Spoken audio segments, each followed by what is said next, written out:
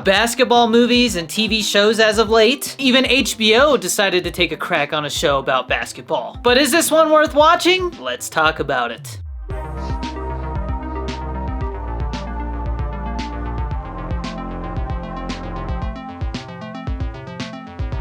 Winning Time, The Rise of the Lakers Dynasty, is written and directed by a lot of people, but one of the standout names behind this show is Adam McKay, who you may know from Step Brothers, The Big Short, Vice, and most recently, Don't Look Up. I was a huge fan of The Big Short, and I did really enjoy Don't Look Up. I like it when he breaks the fourth wall. But I'm not really into basketball. And so far, this story takes place in the late 70s and the early 80s, and is centered around Magic Johnson and his introduction to the Lakers, as well as the owner, Jerry Buss, who in this show is played by John C. Reilly. And ever since I saw his performance in Kong Skull Island, I've been very curious to see John C. Reilly do some different roles and maybe take on something more serious. And that is definitely what we're getting with this show. And it's great. He is definitely one of the standout parts of this show. But the show is 10 episodes, and most of the episodes are about an hour long. And I have to admit, I could not binge this show. There is a lot of talking, a lot of intense conversations, and knowing where Magic Johnson's story goes with his, whole health situation, there are some scenes where he is just being crazy with women, and it's kind of hard to watch just because you know his fate. It doesn't hold anything back, and because of that, it's definitely, and I mean definitely, not for kids. Now, I say that because a majority of my audience is from TikTok, and they're on the younger side. Now, besides Adam McKay having a satirical style to his way of storytelling, there's a lot of strange edits, and throughout the show, they definitely venture a little bit into the artsy side of things. And it also looks like they used an older camera to film some of it to make it look like the time period, like the late 70s. And at first I thought that was a little distracting. It's definitely an art choice that I'm not sure I'm a huge fan of. But John C. Reilly, Quincy Isaiah, Jason Clarke, Adrian Brody, Sally Field, and Jason Segel kill it in this show, man. Top-notch acting. I mean, that's what you expect with HBO. And I'm also a huge fan of the score. It definitely gave the show an interesting feel. And the show starts out kind of ridiculous, kind of like The Big Short and Don't Look Up, but as the season went on, it got very serious and kind of depressing at times, so just be prepared for that. Like I said, it's a very heavy show, so I wasn't able to really binge it. I kind of had to take breaks between episodes, and because of that, I feel like I will give it a lower score, because if I can't binge it, then that tells me that something about the show is making it not as fun to watch. And I know I didn't really get into the plot a whole lot. I feel like most people kind of know the story, and apparently they did kind of,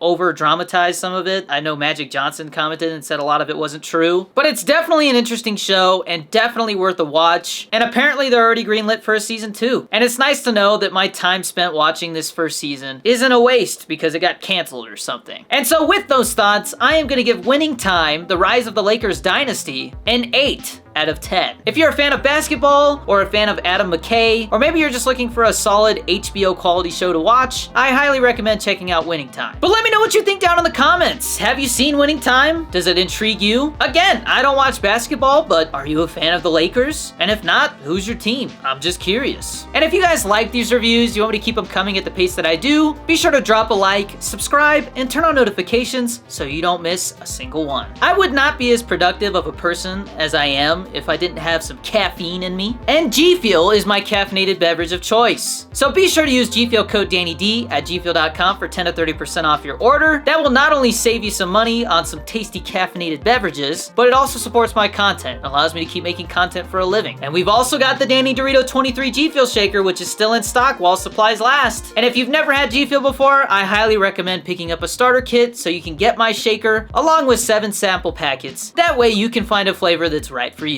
Stay tuned for more movie and TV show reviews very soon. And as always, stay safe, be nice to each other out there, and I'll see you in the next one. Peace!